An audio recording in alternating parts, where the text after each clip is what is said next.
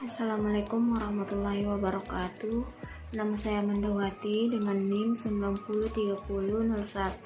903001180001 jurusan Ilmu Ekonomi A. Baiklah, di sini saya akan membuat tugas video sebagai prasyarat MIT Ekonomi Demografi. Baik, di sini saya akan menjelaskan 4 tahap proses transisi penduduk. Tahap pertama yaitu pra-industri. Pada tahap ini masyarakat berada pada kondisi pra-industri di mana tingkat kelahiran dan kematian cukup tinggi.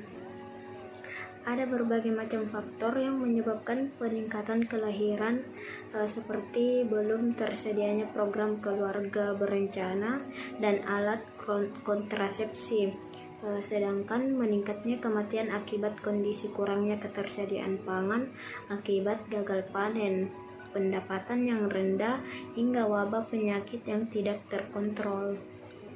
Selanjutnya yaitu tahap kedua, yaitu industri awal. Pada tahap kedua, tingkat kematian menurun berkat ketersediaan sumber pangan dan penyediaan sanitasi yang lebih baik, sehingga harapan hidup bertambah dan risiko penyakit berkurang, sedangkan angka kelahiran masih tetap tinggi. Laju perubahan alami meningkat hingga puncaknya pada akhir tahap ini, kematian bayi turun dan harapan hidup meningkat. Baik, pada tahap ketiga yaitu mature industrial. Pada tahap ketiga, tingkat kematian mengalami penurunan dengan cepat dan juga diikuti oleh penurunan di tingkat kelahiran, akan tetapi tidak secepat tingkat kematian. Penurunan kelahiran sendiri disebabkan oleh beberapa faktor, yaitu adanya penggunaan alat kontrasepsi dan program keluarga berencana yang mulai diterapkan oleh masyarakat. Perubahan menuju industrialisasi dari pertanian menjadi masyarakat industri, adanya urbanisasi, perubahan sudut pandang wanita boleh bekerja. Tahapan yang keempat yaitu pasca industri. Pada tahap keempat, angka kelahiran dan kematian sama-sama rendah. Fluktuasi yang terjadi rendah dan pertumbuhan populasi lambat. Angka kematian sedikit meningkat seiring dengan peningkatan usia rata-rata penduduk. Selanjutnya yaitu beberapa indikator yang dapat digunakan dalam menganalisis kependudukan. Yang pertama yaitu fertilitas. Fertilitas merupakan hasil reproduksi nyata dari seorang atau sekelompok wanita. Sedangkan dalam pengertian demografi menyatakan banyaknya bayi yang lahir hidup. Besar kecilnya jumlah kelahiran dalam suatu penduduk tergantung pada beberapa faktor, misalnya struktur umur, tingkat pendidikan, banyaknya perkawinan, status pekerjaan wanita, dan pendapatan atau kekayaan. Yang kedua yaitu mortalitas. Mortalitas adalah ukuran kematian rata-rata dari penduduk dalam suatu daerah atau wilayah tertentu. Secara sederhana, mortalitas merupakan jumlah kematian akibat penyakit tertentu maupun kematian alami. Perhitungan mortalitas terdiri atas beberapa jenis seperti angka kematian bayi, angka kematian kasar, dan angka kematian menurut kelompok umur. Yang ketiga yaitu secara sederhana migrasi didefinisikan sebagai aktivitas perpindahan, sedangkan dalam istilah lain migrasi adalah perpindahan penduduk dengan tujuan untuk menetap dari suatu tempat ke tempat lain yang melampaui batas politik atau negara ataupun batas administrasi atau batas bagian suatu negara. Ada 2 dimensi yang berkaitan dengan migrasi, yaitu dimensi waktu dan dimensi wilayah. Untuk dimensi waktu, BPS menggunakan batas waktu 6 bulan. Artinya, seseorang dikatakan migran bila lamanya tinggal di suatu wilayah sudah 6 bulan atau lebih. Untuk dimensi wilayah ada dua, migrasi internasional dan migrasi internal. Adapun tiga bentuk piramida penduduk. Yang pertama yaitu piramida penduduk muda atau ekspansif. Piramida ini dikenal juga dengan sebutan piramida penduduk segitiga, kerucut, limas, atau piramida penduduk muda. Piramida penduduk muda menggambarkan pertumbuhan penduduk yang pesat. Selain itu, pada piramida penduduk muda, jumlah penduduk usia muda merupakan jumlah yang dominan. Negara dengan piramida ekspansif memiliki pertumbuhan penduduk yang cepat. Contoh negara dengan piramida penduduk muda adalah Indonesia dan Cina. Adapun ciri-ciri dari piramida ekspansif ini yaitu yang pertama, sebagian besar penduduk berusia muda. Yang kedua, penduduk lanjut usia relatif sedikit. Yang ketiga, angka kelahiran lebih besar daripada angka kematian.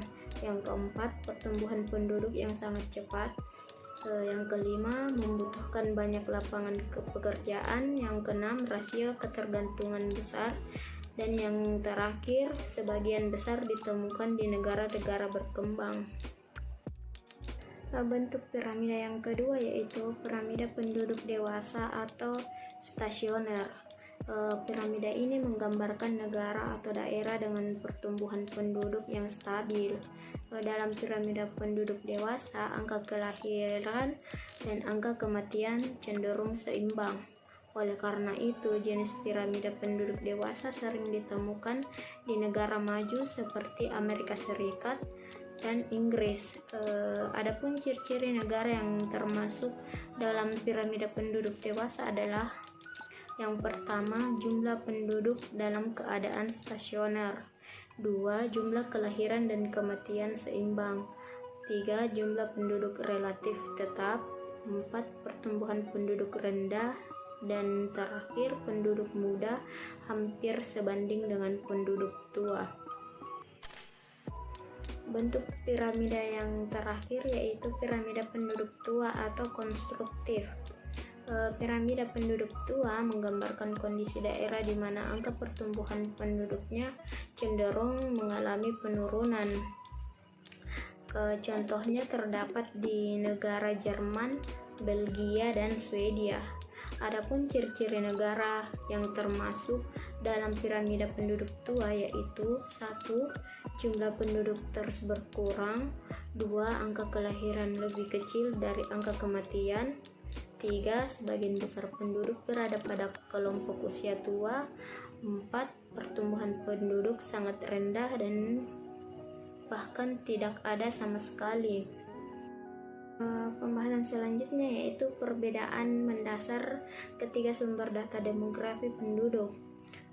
Di mana berbicara mengenai perbedaan mendasar dari ketiga sumber data demografi mungkin bisa diperhatikan pada pengumpulan datanya, di mana terlebih dahulu kita ketahui apa itu sensus, registrasi penduduk, dan survei. Yang pertama yaitu sensus penduduk.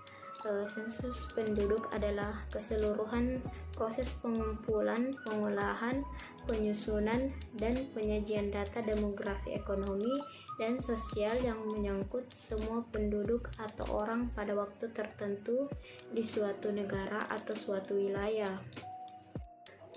Pengumpulan data sensus sendiri itu dilakukan 10 tahun sekali melalui 2 tahap, pencacahan lengkap dan sampel.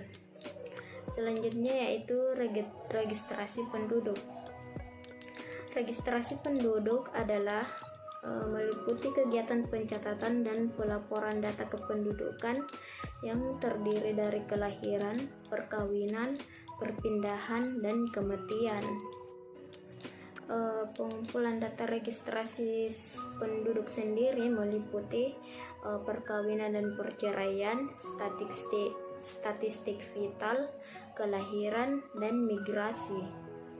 Yang terakhir yaitu survei penduduk.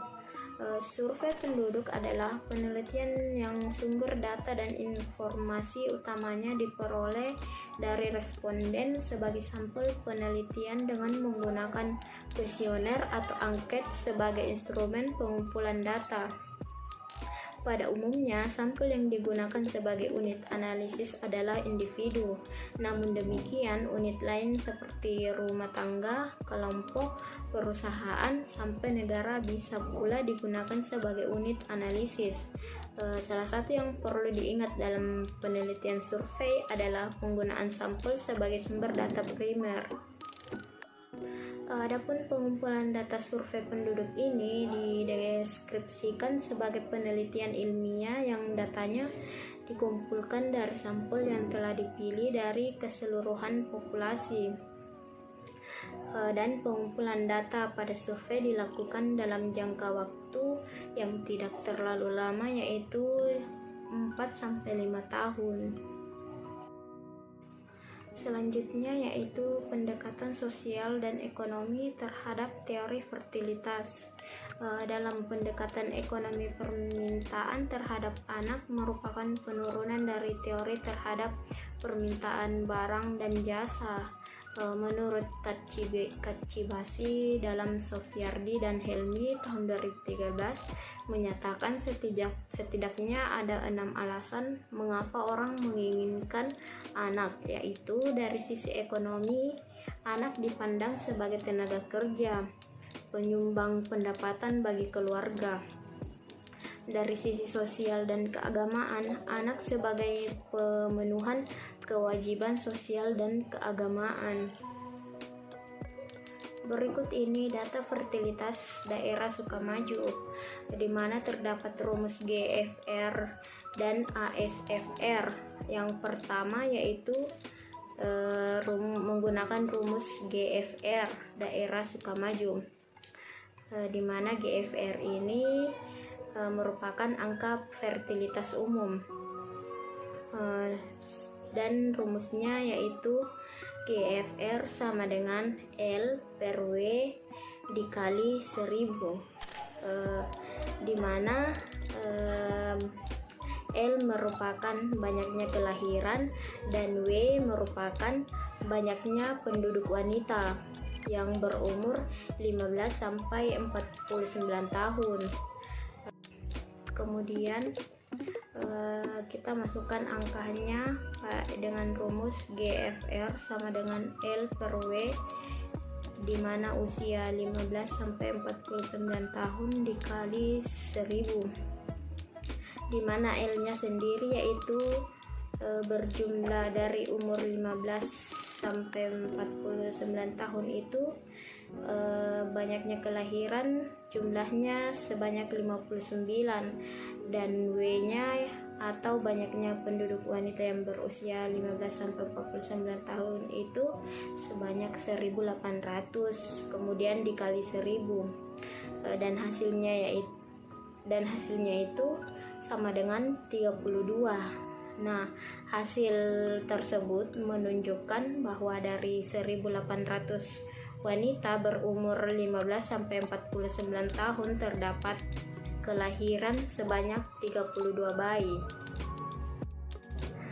Selanjutnya yaitu perhitungan menggunakan rumus ASFR daerah Sukamaju, di mana ASFR ini merupakan angka kelahiran menurut umur, dengan rumus ASFRX sama dengan BX per PX dikali 1000. BX sendiri merupakan jumlah kelahiran dan PX merupakan jumlah penduduk wanita.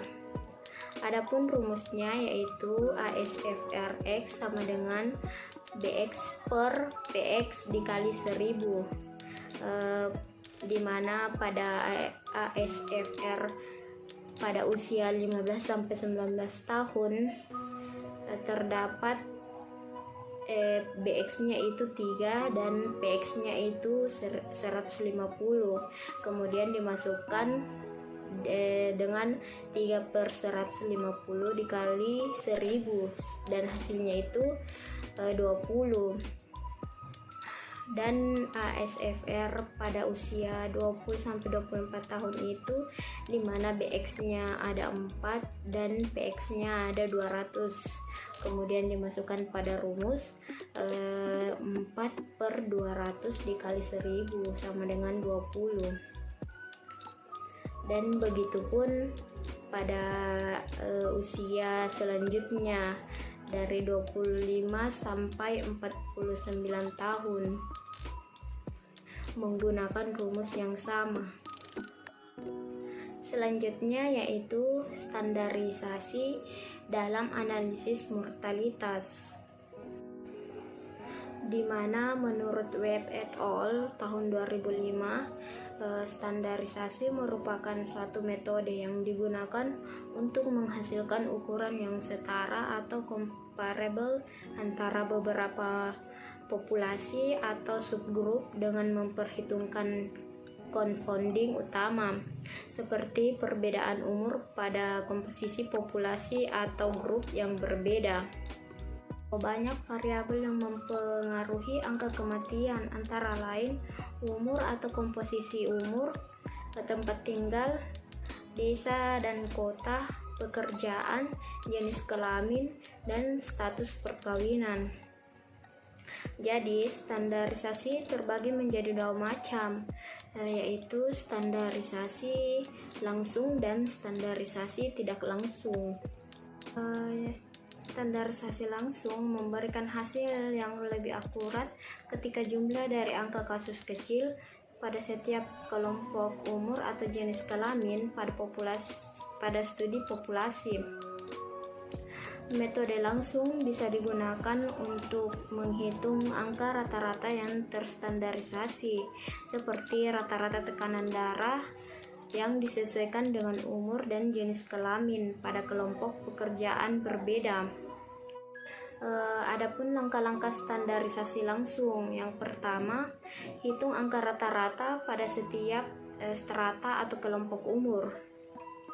Yang kedua, pilih standar populasi yang akan digunakan sebagai acuan standar, misalnya populasi standar dunia.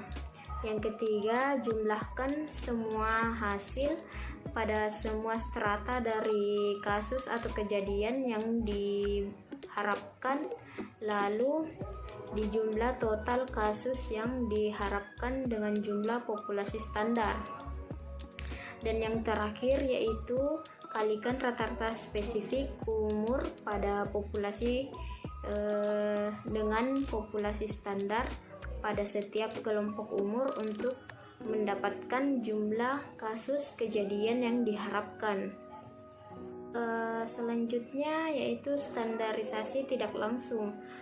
Standarisasi tidak langsung atau indirect standardization diukur dengan membandingkan jumlah kematian atau kesakitan yang diamati dan di jumlah kematian atau kesakitan yang diharapkan. Adapun langkah-langkah dalam melakukan standarisasi tidak langsung, yaitu 1. Tersedianya total data kematian atau kesakitan dan jumlah populasi studi per kelompok umur atau jenis kelamin, dan data kasus dari populasi per kelompok umur atau jenis kelamin pada populasi standar. Yang kedua, tentukan dan hitung angka rata-rata pada populasi standar. Ketiga, hitunglah angka rata-rata yang diharapkan pada populasi standar. Yang keempat, jumlahkan total kasus yang diamati pada populasi studi dan total kasus yang diharapkan pada populasi standar.